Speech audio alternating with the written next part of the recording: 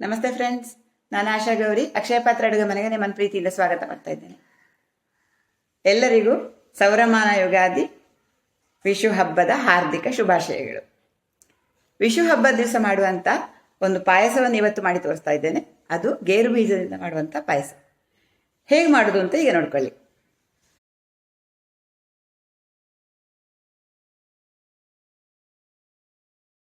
ವಿಷು ಹಬ್ಬದ ಸ್ಪೆಷಲ್ ಆಗಿ ನಮ್ಮೂರಲ್ಲಿ ಮಾಡುವಂಥ ಗೇರು ಬೀಜದ ಪಾಯಸ ಇವತ್ತು ಮಾಡ್ತಾ ಇರುವಂಥದ್ದು. ಅದಕ್ಕೆ ಬೇಕಾದಂಥ ಸಾಮಗ್ರಿಗಳನ್ನು ಮೊದಲು ತೋರಿಸ್ತೇನೆ. ಗೇರು ಬೀಜ, ಇದು ಬೆಲ್ಲ, 1 ಹಿಡಿಯಾಗುವಷ್ಟು ದೋಸೆ ಅಕ್ಕಿಯನ್ನು ನೀರಲ್ಲಿ ನೆನೆಸಿ ಇಟ್ಟಿದ್ದೇನೆ. ಇದು ತೆಂಗಿನಕಾಯಿ ಹಾಲು, ಇದು ಏಲಕ್ಕಿ ಪುಡಿ. ಇವತ್ತು ನಾನು ಪಾಯಸಕ್ಕೆ ಈ ಅಂಗಡಿಯಿಂದ ತಂದಂಥ ಗೇರು ಬೀಜವನ್ನೇ ಬಳಸ್ತಾ ಇದ್ದೇನೆ, ಒಣ ಗೇರು ಬೀಜ. ಇಲ್ಲಾಂತಂದರೆ ನಾವು ಸಾಮಾನ್ಯವಾಗಿ ವಿಷು ಹಬ್ಬದ ದಿವಸ ಈ ಎಳೆ ಗೇರು ಬೀಜವನ್ನು ತುಂಡು ಮಾಡಿ ಅದರ ಒಳಗಿನ ತಿರುಳನ್ನು ಬೇಯಿಸಿ ಮಾಡುವಂಥದ್ದು. ಇದು ತುಂಬ ರುಚಿ, ತುಂಬ ಸಾಫ್ಟಾಗಿ ಬೇಯ್ತದೆ. ಇವತ್ತು ನನಗಿದು ಲಭ್ಯ ಆಗಲಿಲ್ಲ, ಹೊಂದಿಸ್ಕೊಳ್ಲಿಕ್ಕಾಗಲಿಲ್ಲ. ಆಮೇಲೆ ನಿಮಗೂ ಕೂಡ ಅಷ್ಟೇ, ಈ ಗೇರು ಬೀಜ ಎಳೆದು ಗೇರು ಬೀಜ ಸಿಗಲಿಕ್ಕಿಲ್ಲ ಅಂತಂದ್ಬಿಟ್ಟು ಅಂಗಡಿಯಿಂದ ತಂದ ಈ ಗೇರು ಬೀಜವನ್ನೇ ಬಳಸಿ ಪಾಯಸ ಮಾಡ್ತಾ ಇದ್ದೇನೆ. ಮೊದಲಿಗೆ ಗೇರು ಬೀಜವನ್ನು ಚೆನ್ನಾಗಿ ತೊಳ್ಕೊಳ್ಬೇಕು.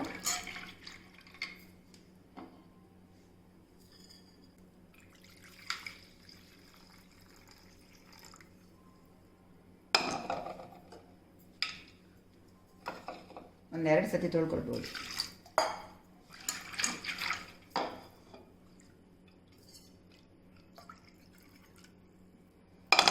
ಆಮೇಲೆ ನೀರು ಹಾಕಿ ಇದನ್ನು ಬೇಯಿಸ್ಕೊಳ್ಬೇಕು.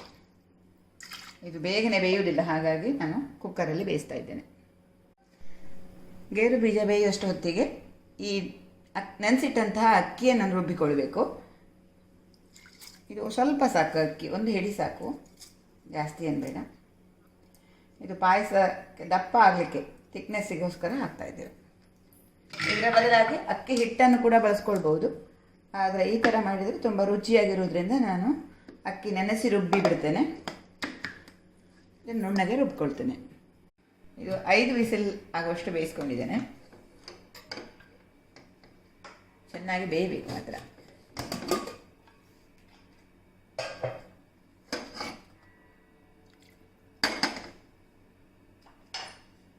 ಬೆಂದಿದೆ ನೋಡಿಬಿಡ್ತೇನೆ. ಬೆಂದಿದೆ.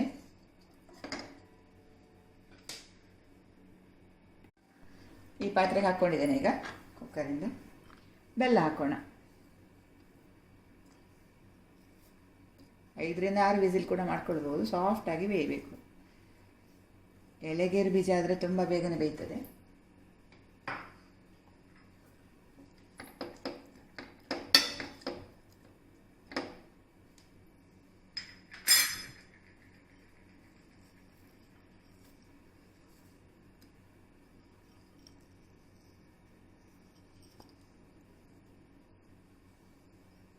ಬೆಲ್ಲ ಪುಡಿ ಮಾಡಿ ಹಾಕಿದ್ದೇನೆ. ಈಗ ಇದು ಕರಗಬೇಕು. ಇದು ನಾನು 2 ಕಪ್ಪಲ್ಲಿ ಕಾಯಿ ಹಾಲು ತಗೊಂಡಿದ್ದೇನೆ. ಇದು ನೋಡಿ, ಫಸ್ಟ್ ತೆಂಗಿನಕಾಯಿ ರುಬ್ಬಿ ಮೊದಲು ತೆಗೆದಂಥ ತೆಂಗಿನಕಾಯಿ ಹಾಲು, ಅದಕ್ಕೆ ಮತ್ತೆ ಅದೇ ತೆಂಗಿನ ತುರಿಗೆ ಮತ್ತೊಂದು ಸ್ವಲ್ಪ ನೀರು ಸೇರಿಸಿ ತೆಗೆದಂಥ ತೆಂಗಿನಕಾಯಿ ಹಾಲು. ಇದು ಸ್ವಲ್ಪ ತೆಳ್ಳಗಿರ್ತದೆ, ಸ್ವಲ್ಪ ದಪ್ಪ ಇರ್ತದೆ. ಮೊದಲಿಗೆ ನಾವು ಬೆಲ್ಲ ಹಾಕಿ ಆಯ್ತು. ಈಗ ನೋಡಿ, ಬೆಲ್ಲ ಕರಗಿದಷ್ಟೊತ್ತಿಗೆ ಮೊದಲಿಗೆ ಈ ತೆಳ್ಳಗಿನ ಕಾಯಿ ಹಾಲನ್ನು ಹಾಕೊಳ್ತೇವೆ.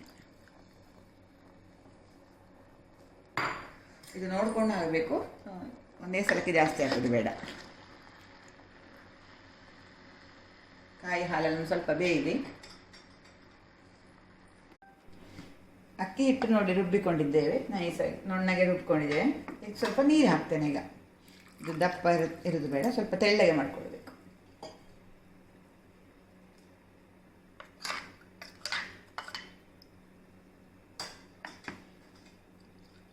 ಇಷ್ಟು ಪೂರ್ತಿಯಾಗಿ ನಾನು ಬಳಸೋದಿಲ್ಲ ನೋಡಿ, ಇದರಲ್ಲಿ ಅರ್ಧ ಭಾಗ ಅಷ್ಟೇ ಬಳಸ್ತೇನೆ, ಅಷ್ಟೇ ಸಾಕು. ಅಕ್ಕಿ ಹಿಟ್ಟು ಬಳಸೋದಾದರೆ 1-2 ಚಮಚ ಅಕ್ಕಿ ಹಿಟ್ಟಿಗೆ ಸ್ವಲ್ಪ ನೀರು ಹಾಕ್ಕೊಂಡು ಕಲಿಸ್ಕೊಳ್ಬೋದು. ಬೆಲ್ಲ ಎಲ್ಲ ಕರಗಿದೆ, ಚೆನ್ನಾಗಿ ಕುದೀತಾ ಇದೆ. ಈ ಹಂತದಲ್ಲಿ ನಾವು ರುಬ್ಬಿದ ಅಕ್ಕಿ ಹಿಟ್ಟಿದೆಯಲ್ಲ ಅದನ್ನು ಹಾಕ್ತೇನೆ. ಇದು ನೋಡಿ ಇಷ್ಟು ತೆಳ್ಳಗಿದೆ, ತೆಂಗಿನಕಾಯಿ ಹಾಲಿನಷ್ಟೇ ತೆಳ್ಳಗಿದೆ.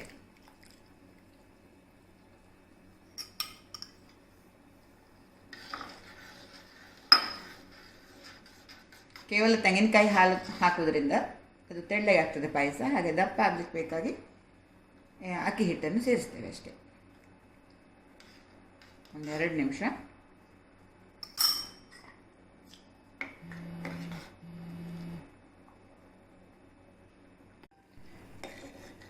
ಒಂದೆರಡು ನಿಮಿಷ ಆಯಿತು. ನಾವು ಹಾಕಿದಂಥ ಅಕ್ಕಿ ಹಿಟ್ಟು ಬೇಯ್ದಿರಬೇಕು. ಅದು ಬೆಂದಮೇಲೆ ಈ ಮೊದಲು ತೆಗೆದಂಥ ತೆಂಗಿನಕಾಯಿ ಹಾಲು ಅದನ್ನು ಹಾಕ್ಕೊಳ್ಬೇಕು.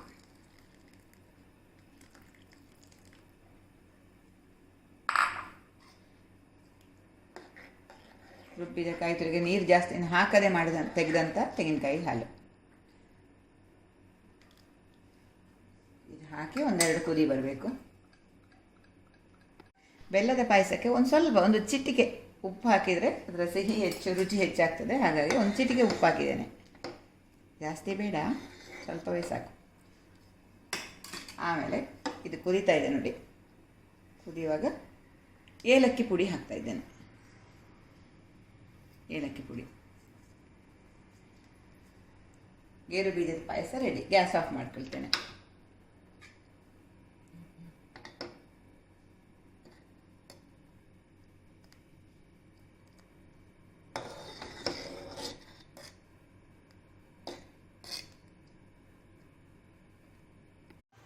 ಸ್ನೇಹಿತರೆ, ನಾನೀಗ ಮಾಡಿದಂಥ ರುಚಿಯಾದ ಪಾಯಸ ನಿಮಗೆ ಇಷ್ಟ ಆಯಿತು ಅಂತ ಅಂದ್ಕೊಳ್ತೇನೆ.